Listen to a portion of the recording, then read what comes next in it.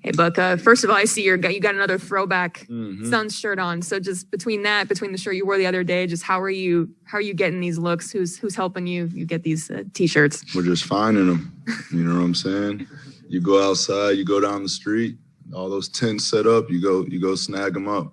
But I'm just paying my dues, honestly. You know what I'm saying? This is a basketball town, and these guys put in the work for the arena to be as loud as it was last night. So, you know, I appreciate everybody on this shirt for making this organization what it is. On a different topic, I remember after one of the Clippers games, you and Chris were in the room at the same time and you were kind of lamenting or reminiscing about early in the season when Monty was like, we got the worst starting five in the league and we need to figure some things out. And you said that you and Chris did sit down and talk about some things. Just what do you remember about those conversations and what you guys sort of did figure out, and how quickly do you feel like you figured it out that sort of has launched what the season has become? We sat down. It wasn't just me and Chris. It was the whole starting five.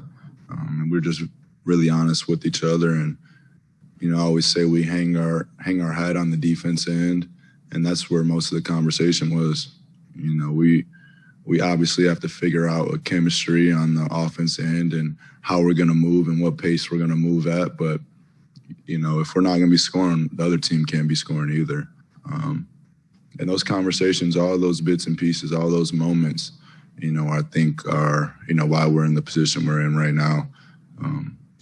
But, you know, we still have to get the job done. Dwayne?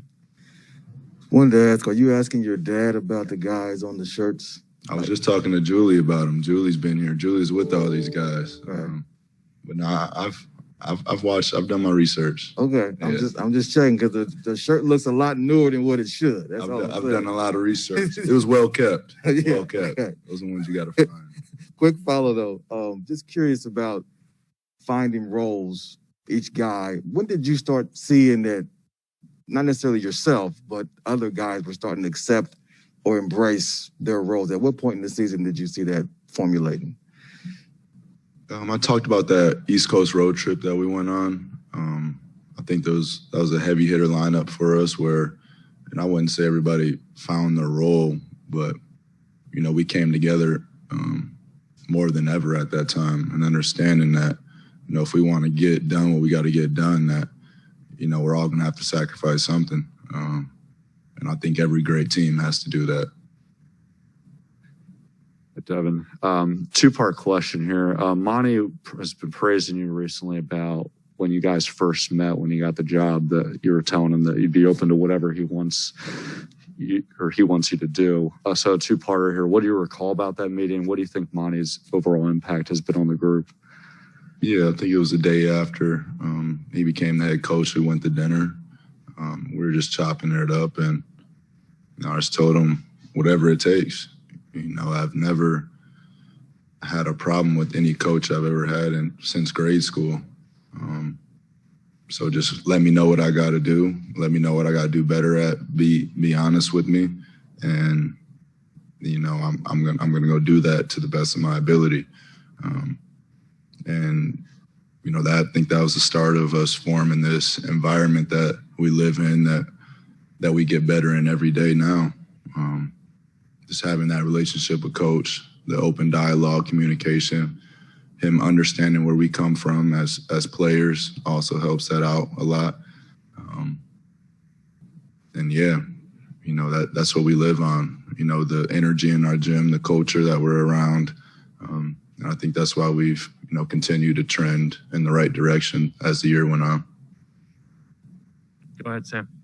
Devin, you've talked about Kobe a lot and the impact he had on you. To steal a phrase from, you know, he had a documentary called Muse where you talked about everything that shaped him. I just wonder, from Kobe to the other folks who played a part in shaping your game, who was it for you when you figured out who you wanted to be as a player and the way you moved in this space? Beyond Kobe, who comes to mind? Rip Hamilton.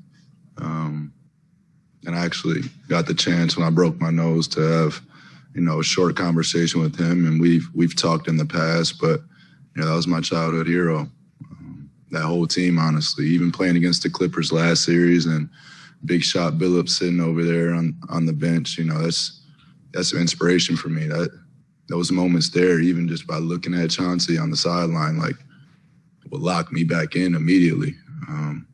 So there's tons of guys, honestly, but if we're talking one, it's, you know, my Piston guys for sure.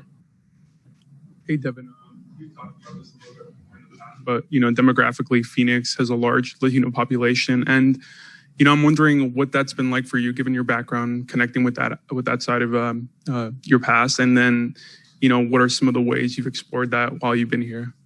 I'm around it every day. You know, I always say, you know, I'm fortunate enough to live around it, seeing it in the stands, seeing it around the city. And, you know, growing up in Grand Rapids, Michigan, you don't get as much of it.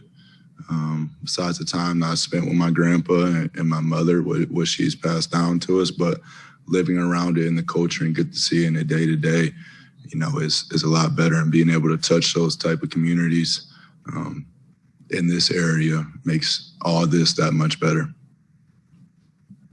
Hey, Book, congratulations on the NBA Cares Award. When you announced the starting five at the start, what's it like now, 2 years into it, to seeing everything come to fruition and knowing the impact that's going to have beyond now? This is my favorite part. It's my favorite part. You know, I don't care for much recognition or anything else that I do. And, you know, I don't do it for the recognition, but I'm glad that, you know, the foundation is getting this type of light and this type of exposure, because it means a lot. It means a lot to this community. It means a lot to my family. It means a lot to my brother being on the board at Phoenix Suns Charities. It's what we get the most excited about. So, you know, for us to win that award, you know, I wouldn't say for me to win it, for Phoenix Suns Charities, for the whole foundation to win that award is really important to us. Dave? Look, there was a tweet that was going around last night where it said you'd never scored 20 at Kentucky. Mm-hmm. You only had 10 shot attempts 4 times.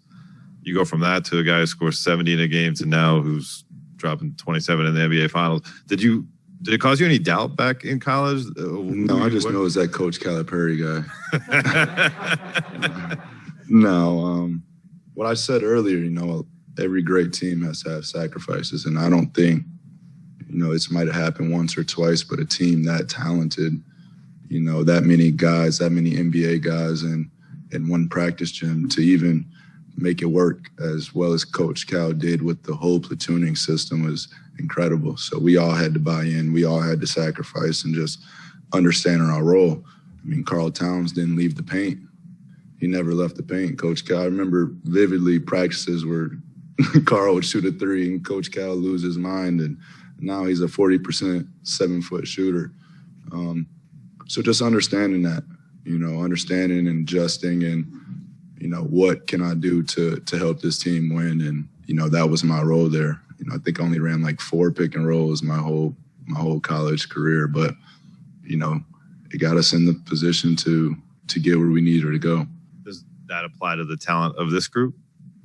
Like the collective talent? Yeah. You know, there's guys sacrificing. And that's all of us. You know, everybody can play. Everybody's hoopers. And even the guys that aren't playing, you know, can play any other team. And, you know, still a big part of how we continue to grow, how we continue to get better. You know, those guys understanding the game and, you know, us all respecting each other, you know, to the amount to where, you know, people can come to you with open dialogue and let you know when you're not doing what you're supposed to do. We'll go to Palmer on Zoom before we try to get back to Chris and Dwayne here. Next up is Barry Bloom with Sportico, followed by Cameron Cox. Hey, Book, good to see you again. It's been a pleasure watching you and your teammates throughout the playoffs. Looking at logistics of things, if this series goes 7 games, it ends on the 23rd. The first game for the Olympic team in Tokyo is on the 25th. Are you still planning on being on that team? You're on the roster, and how are the logistics of this going to work for you? Next thing smoking, I'll be there. But obviously not my main focus right now. I've reached out to Coach Pop. I reached out to Coangelo just recently and told him, you know, I've seen all the guys reported to Vegas, and, you know, any other place I'd rather be is the finals. But, you know, I would love to be there with the guys and I'll be there soon. How important is the Olympics for you?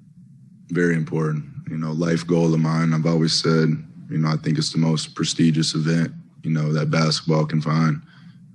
So to be a part of representing your country, I think brings you to a whole nother stratosphere of, the guys that, just thinking of the guys that have came before us and represented our country. And, I don't think there's anything better than winning a gold medal.